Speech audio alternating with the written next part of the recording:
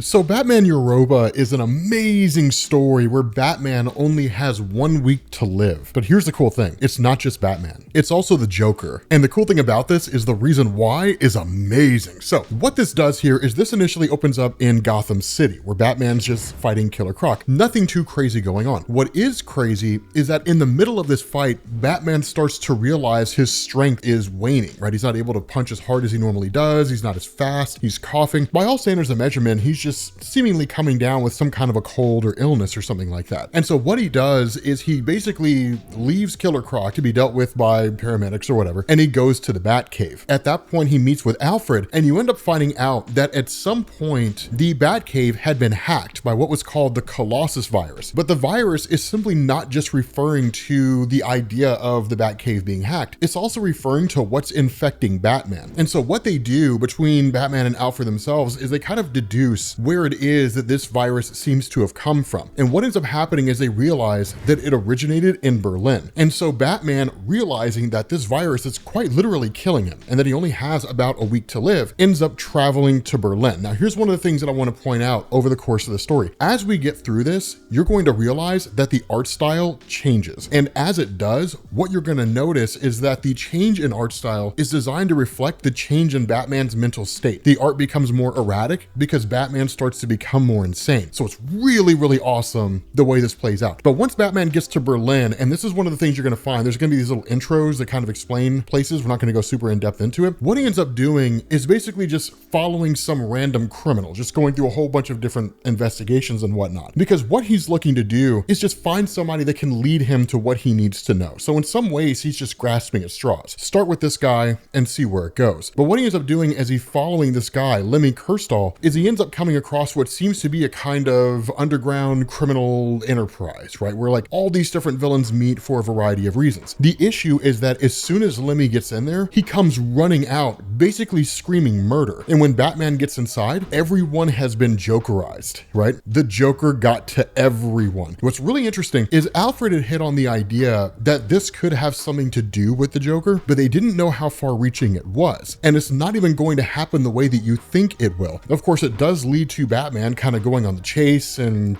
finding different criminals and basically interrogating any and everybody that he can. And then finally, he figures out where the Joker's at. And the Joker is actually tormenting this girl named Nina, right? And he literally says like, come on, Nina, laugh. You're making me feel like a vaudevillain. And she's just kind of like, I'm sorry, like I can't. Like nothing about this is funny. And the Joker's kind of like, this must be lost in translation. He's like, I usually kill. And where she says like, I told you everything that I know, he's just kind of like, yeah, blah, blah, blah. It's the same thing everybody always says, right? But you need to give me information. And if you can't, I'll just take you out here in this spot right now. Of course, Batman shows up and Batman basically saves her. But here's the secret little thing about this. Joker figured out what was going on before Batman did. And that's cool, right? Because one of the best things about the Joker that just gets overlooked so often is how smart he is. It's very easy to dismiss the Joker as just this crazy guy that just does a series of things, right? What was it, Heath Ledger? Just a dog chasing cars. He wouldn't know what to do if he caught one. That the Joker is not like that. He's incredibly intelligent. And the fact that he was able to track down this girl Nina before Bruce Wayne could kind of tells you everything you need to know. But the funny thing is when Batman shows up, he tells Nina, like, do not move. Right? Do not do anything. Do not give the Joker a reason to like attack you because right now he's focused on me. He kind of talks about him like he's a rabid animal. And then he tells the Joker, he says, I need answers. And the Joker, of course, pulls a pistol and says, well, we're in luck because I have 6. And he just starts firing off shots. But of course, Batman like overcomes him, right? He's able to take the Joker out. And then he's just like, give me answers. Tell me why you're here. Tell me what I need to know. And the Joker like begs him to stop, right? And he's like, okay, look, here's the thing, man. You're not the only one who's infected. And so Batman literally tells him like, tell me about the Colossus virus, right? And the Joker says, okay, it's an infection that will kill you within a week while making you feel weak, and horror of horrors makes your skin look like you're 90 and from Miami. A nice place to visit, but I wouldn't want to die there, which makes sense, right? Florida's the elephant graveyard of the United States. It's where old people go to die. But this kind of revelation here shows that like the Joker is infected and he has been infected for some time. So seemingly the reason why he was here interrogating Nina is because because he realized what was going on before Batman realized what was going on. And he even looks at Batman and says, like, you're terminal, right? Like, you're infected just like me. We are stuck in this together. And so literally, like, when Batman starts asking more questions, the Joker spills the beans. Where Batman says, this is nothing to laugh about. The virus is lethal, and as far as I know, it's incurable. The Joker simply says, well, maybe I know different. He says, according to the man who delivered the news to me, before he spilled his guts, he spilled the beans, pointed me towards Europe. His last words were typically, there is a girl. And that's where Joker figured out. He says, our lovely Nina, who claims she knows nothing of what's eating us, that Nina chimes in and is just like, it's true, right? Like, I don't know anything outside of what's going on. And Batman says, but you know about the computer virus. And that's when she says, yes, right? Like, she was tasked with hacking the Batcave and basically hacking some kind of computer that the Joker had, whatever it happened to be. But she's like, my job was to just like contact you guys and get you guys to pay attention to what was going on, send you on this path essentially, right? She says, I was contacted through the internet. The screen name was Trojan Horse. My job was to run a code hitting 12 different providers. I don't ask questions because the money's too good. And she says it was all sent through wire transfers from a foreign bank account. So basically, whoever it was that was doing this was going through great lengths to bring Batman and the Joker together and to keep themselves hidden from everybody. And even then she says, like, all I know is that the wire transfers, as far as the bank was, it was coming from Prague. But that's it, right? Like, the account, Trojan Horses, is all ISPs, all that kind of stuff. It's all hidden, right? Like, it all came from Prague, but like, that's it. I don't know anything else. And so what ends up happening is that instead of just leaving this girl here, Batman, and realizing the nature of this situation, tells like the Joker, we're stuck in this. So you and I are going to work together. And they end up grabbing Nina and bringing her along the path. And so what this does is this switches over to Prague. And you basically, again, get a kind of change of art style here. Now, the way this goes is that they kind of operate on two fronts. The first is that Nina is up on the surface. And the second is that Batman and the Joker are below, down in the sewers. They are kind of doing their own investigation, but the idea of Nina being up on the surface is that from Batman's perspective, because she was hired for the purpose of, you know, hacking and all that kind of stuff, whoever it was that paid her is likely tracking her and keeping an eye on her. And so she'll be considered a loose end. The easiest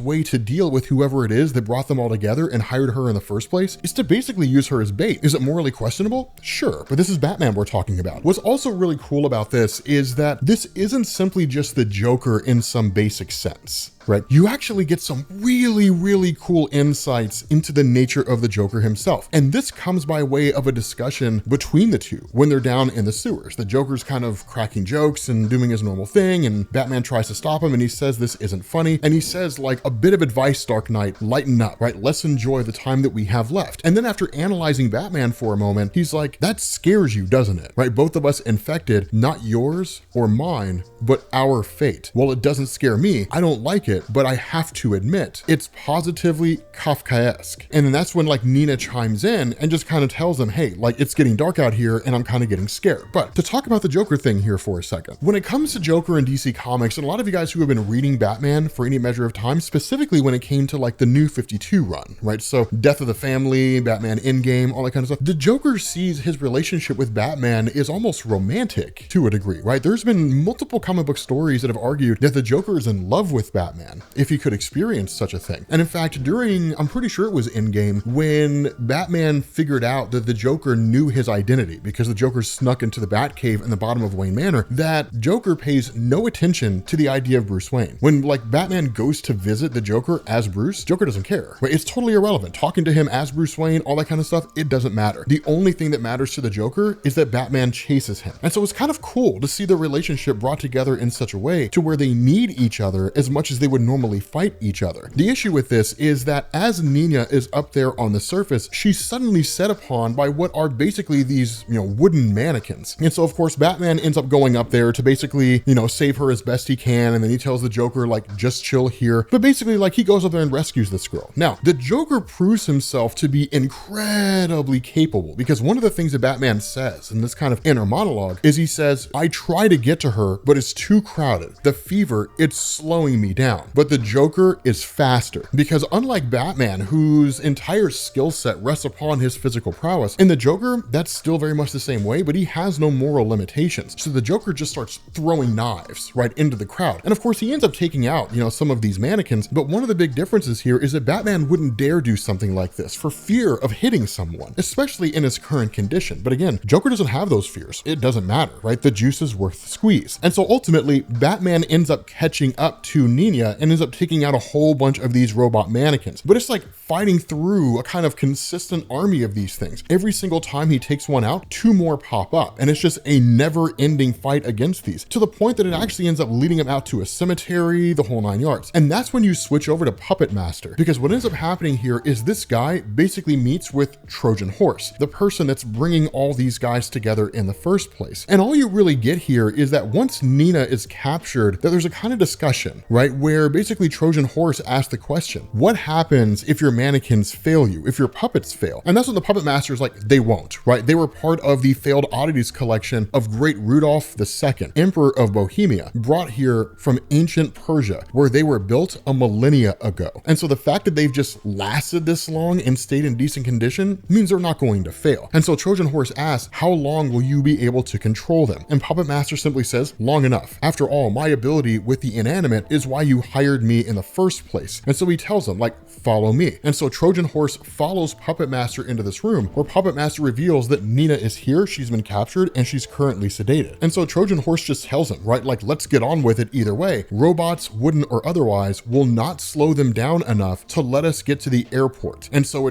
we need to hurry up, right? Because they're literally on a timetable. But what this shows here is that Trojan Horse is 3 or 4 steps ahead. They have prodigious planning invested in all of this. What's crazy is that once Batman and Joker get to the Puppet Master's hideout, right, where he and Trojan Horse and Nina have basically fled, that suddenly there's just like this giant wooden puppet that attacks them, right? Of course, it initially absorbs the Joker, and so Batman's fighting this giant robot, right? Iron Giant, essentially. It's not an overly crazy situation. It's really just more of a distraction than anything else. It does lead to Batman just kind of throwing incendiaries and whatnot, but because of the nature of the robot itself, right, Batman says, then I noticed the machine is crusted in ancient grease and oil, 2 things that do not play well with burning gas. It's him realizing that traditional methods of destroying this thing are not going to work. And so what he does is, at least with the help of the Joker, is the Joker breaks out of this robot and then it reveals a weakness, which of course Batman utilizes and essentially destroys the thing. But it shows how capable Batman and Joker are in working together with one another. And so what you do is you switch back over to the Puppet Master and to the Trojan Horse. And Trojan Horse tells him, right, he says that Nina will not be the only one missing the sight from above, right, as we take off outside of the city. It's not really ambiguous. It's not designed to be mysterious. It's simply saying that, like, she's asleep,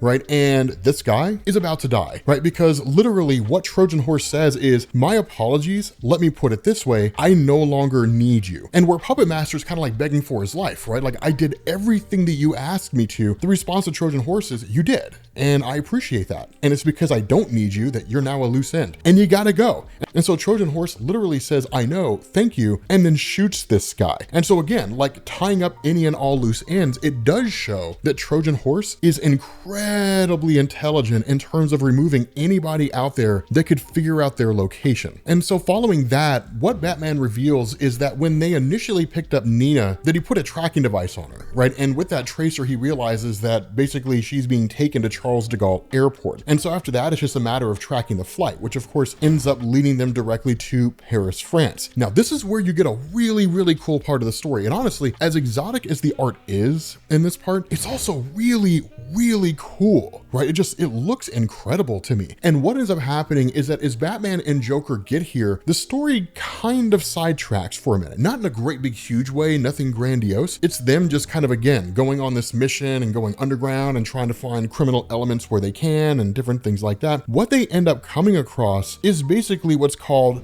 Le Cirque du Roi de Clowns, right? The Circus of Clowns. Basically, it's this kind of society within Paris itself that worships the Joker as an entity, right? That believes that he's like the greatest thing to ever happen. And it's not just some random group of individuals. I mean, these are former corporate tycoons, and these are people who formerly held governmental office, people from all walks of life. And for whatever reason, they champion the cause of the Joker. One of the things you guys will also notice here about the nature of this artwork is that it does show how crazy everything looks, because this is kind of like Batman's vision to a degree, right? It's Joker's vision. Things almost look three-dimensional in terms of like shifting landscapes and overlapping, double vision, different things like that. It's kind of dope, but there's not a ton to go on here. Instead, one of the things that does happen is they end up coming across a body, and this body had basically been thrown into a makeshift crime scene, which is to say that Batman figures out pretty quickly this guy was dead before he ever got here, that the crime scene was just kind of designed to make it look like he was supposed to be here, but it was done in such a sloppy way that Batman figures out that nothing's right immediately. So what this shows is that, of course, this is Trojan Horse, and Trojan Horse had done this in a way to where he wanted Batman to know that this person had basically just been left here. This person was dead before they got there, right? Because they realize how intelligent Batman is. And so following the tracking device of Nina, it leads them to a bell tower. And when they get there, what they actually come across is essentially a Batman who laughs type of character. Now, the reason why I say that is because this story was released before the Batman who laughs was ever introduced into DC Comics. Of course, the Batman who laughs is the result of what happens when Batman becomes the Joker. This one's more symbolic, which is to say, like, they're dressed as Batman with like the Joker's face and the Joker's smile, right? So it's more of a physical change or a physical alteration than anything else. But what they realize is that Nina is here as well. And so a fight does kind of break out, and Batman tasks the Joker with saving Nina, and then he just kind of deals with this Batman guy to a degree. It's not a crazy over-the-top fight, but there is a point where, because of Batman's weaknesses, that he's actually thrown off the bell tower and he almost dies. But it's Joker who saves his life and pulls him back up. So again, it is a cool little tidbit here between these two guys. And over the course of this, one of the things that I hope you're realizing is that Joker's kind of coming to respect Batman, and Batman is coming to tolerate Joker as best he can, right? Like, respect is nowhere near part of the equation. But one of the things that happens is that once Batman is pulled back up, he says that guy spoke of betrayal, and Nina, who had a role in his plan, was fed burning coal to pay for her own, the same as Portia. And where Joker's like, who in the world is Portia? The response of Batman, the wife of Brutus. It's the way she commits suicide to cover her treason, the murder of Julius Caesar. Nina's death is meant to be another sick clue, ultimately leading them to Rome. And so it's awesome because, of course, Nina is dead here, right? You know, she's essentially done and gone. Joker was tasked with protecting her. We're actually going to find out there was a little more going on than we initially thought. But the iconic thing in Rome, right? The one thing that's more significant than anything else is the Colosseum,